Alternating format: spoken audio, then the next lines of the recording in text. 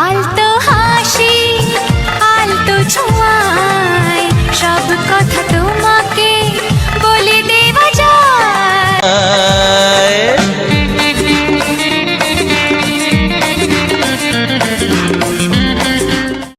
Hello বন্ধুরা, good morning. কেমন আছো তোমরা সবাই? আশা করি তোমরা সবাই খুব ভালো আছো, আমরাও খুব ভালো আছি। তো আজকে হচ্ছে আমাদের অ্যানিভার্সারি। তো আগের দিন রাতে আমরা কেক কেটেছি, আর আজকে সকালবেলায় যাব পুজো দিতে। আজকে না একটু বেশি দেরি হয়ে গেছে। আসলে কখন পুজো দিতে যাব তা নিয়ে একটা দ্বন্দ্ব চলছিল। তো এই করতে করতে দেরি হয়ে গেছে। তো আমি চানটা করে রেডি হয়ে গেছি। আর এইটা দেখো, এই পলার পেন্ডেন্টটা আমার হাজব্যান্ড আমাকে অ্যানিভার্সারি গিফট দিয়েছে।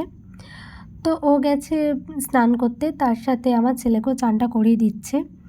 আর এটা না আমার খুব পছন্দ হয়েছে, মানে এটা আমার পছন্দেই নেওয়া। ও অন্যরকম নিতে বলেছিল, তাই বললাম না, এটা আমার ভালো লাগছে।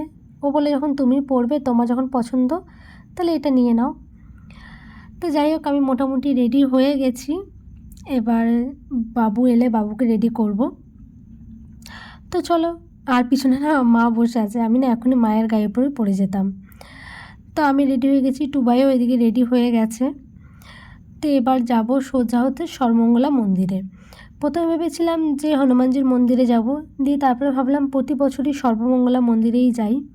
তো চলো এই বছরও ওখানেই যাই, এবছর তার ব্যতিক্রম করব না। তো আমার বর সামনেখানে গাড়ি নিয়ে দাঁড়িয়ে আছে, আর আমি একটু হেঁটেই বেরোচ্ছি। তো এই যে আমরা গাড়িতে উঠে পড়েছি, এবার যাচ্ছি মন্দিরে। তো যেতে যেতে একটু কথা কাটাকাটি হচ্ছিলো বরের সাথে। ও বলছে তোমার জন্য এত দেরি হয়ে গেছে। আমার সত্যি আমি একটু ধীরুজ টাইপেরই, মানে করছি তো করব এরকম টাইপের। তো এই যে আমরা মন্দিরে চলে এসেছি, আর আমার বর যাচ্ছে পুজোর ডালা কিনতে। আমিও যাব, আমি একটু দাঁড়িয়ে ভিডিও করছিলাম। এই যে সামনেখানে রয়েছে আমার বর আর আমার পুচকেটা। তো এই যে যেখানে ডালা কিনবো সেখানেই জুতো রাখতে হয়, মানে সেখানে আমরা জুতো রাখি। তো জুতো রাখা হয়ে গেছে, আর এই যে ইনি আমাদের ডালাটা সাজিয়ে দিচ্ছেন। তো এনার ডালা সাজানো হয়ে গেছে, আর আমাদের হাতেও দিয়ে দিয়েছে। এই যে আমাদের ডালা নেওয়া হয়ে গেছে, এবার যাব মায়ের মন্দিরে সোজা পুজো দিতে। আর আজকে না একটু মনটা খারাপও রয়েছে, আবার আনন্দও হচ্ছে। আজকে ভেবেছিলাম দিনটা অন্যরকমভাবে কাটাবো, কিন্তু যেটা ভাবা হয় সবসময় যে সেটাই হবে তার তো কোনো মানে নেই।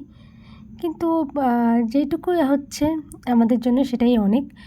তো আমার বর সোজা দিকে গেল, আর আমরা এই দিকটা দিয়ে যাচ্ছি। আর এই দিকটা হচ্ছে অফিস রুম, মানে হচ্ছে তোমরা যদি সর্বমঙ্গলা মন্দিরে ভোগ খেতে চাও, মানে টিকিট কেটে নিয়ে তারপরে বাড়ি নিয়ে যেতে চাও, তো এখান থেকে টিকিট পাওয়া যায়। তো এই যে আমার বর এসছে এইদিকে, আর আমার ছেলে এই দিক দিয়ে ঘুরে গেল। তো কী হয়েছে, পাপাকে দেখেও আবার পাপার কাছে চলে গেল।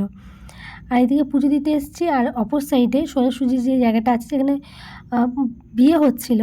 এই যে দেখাচ্ছি দাঁড়াও তোমাদের, এই দেখো এদিকে বিয়ে হচ্ছে। তো বিয়েটা দেখতে, বিয়ে দেখলে না নিজের বিয়ের কথাও মনে পড়ে যায়। তো এই যে আমরা এখন পুজোটা দিয়ে দিই। এখন মোটামুটি ফাঁকাই আছে, নাহলে যদি হয় ভিড় হয়ে যায়। আর দেখবে তোমাদের কটা বাজে, আমাদের কত বেলা হয়ে গেছে। কেন আমার বর রাগ করবে না বলো? এই দেখো 11:30 বাজতে চললো, এখনও অনেক কাজ বাকি আছে। তো আমার উপর একটু রাগারাগি করছিল, যাই হোক এখন ঠিক হয়ে গেছে। আর এই যে মায়ের মূর্তি, তোমরা সবাই একটু মাকে প্রণাম করে নিও। আমাদের মা কিন্তু খুবই জাগ্রত, মা সব জায়গারই জাগ্রতই হয়, কিন্তু এখানে না প্রচুর ভক্তি, মানে প্রচুর দূর দূরান্ত থেকে মানুষ আসে। আর এখানে আমাদের পুজো দেওয়া হয়ে যাওয়ার পর ছেলের হাতে প্রসাদ দিয়ে আমরা একটু বসে রইলাম। এখানে বসলে না অদ্ভুত ধরনের এক শান্তি পাওয়া যায়। কখন কটাতে, মানে কোনখান থেকে যে টাইম পেরিয়ে যাবে তুমি বুঝতেও পারবে না। তো আর এখানটা দিয়ে আমরা একটু হাঁটছিলাম, এখানে কিছু ফটোও আমরা তুলেছি। তো কিছুক্ষণ থাকার পর এখানে হাঁটাহাঁটি করে এবার তো বাড়ি চলে যেতে হবে, নাহলে বললাম অনেকটা দেরি হয়ে গেছে।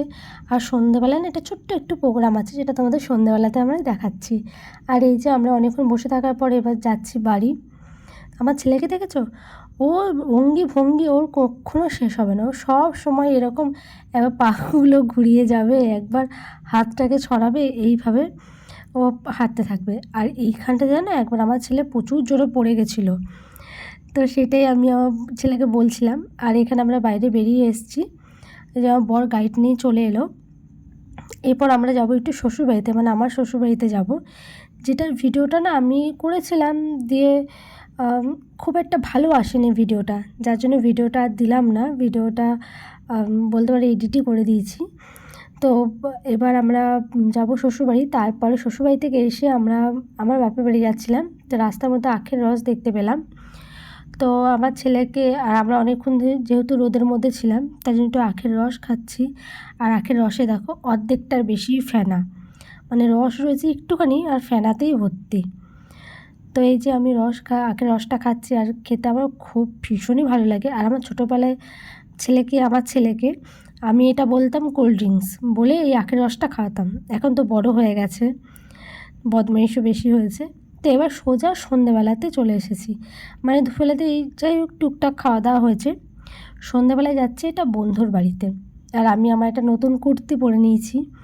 তো বন্ধু বাড়িতে যাওয়ার আগে একটা দোকানে দাঁড়ালাম, যেখানে রুমালি রুটি নেওয়ার কথা ছিল।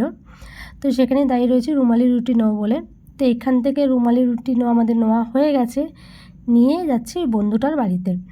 তো ওখানেই আজকে প্রোগ্রাম, কয়েকটা বন্ধু মিলে একটু একসাথে খাওয়া দাওয়া হবে আর কি।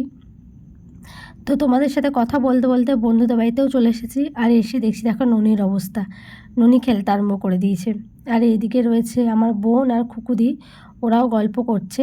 আর আমি বসে রয়েছি আমার খুব পছন্দের একটা মানুষের পাশে, মানে আমার জামাইবাবু, যাকে খুকুদি বললাম তারই বর।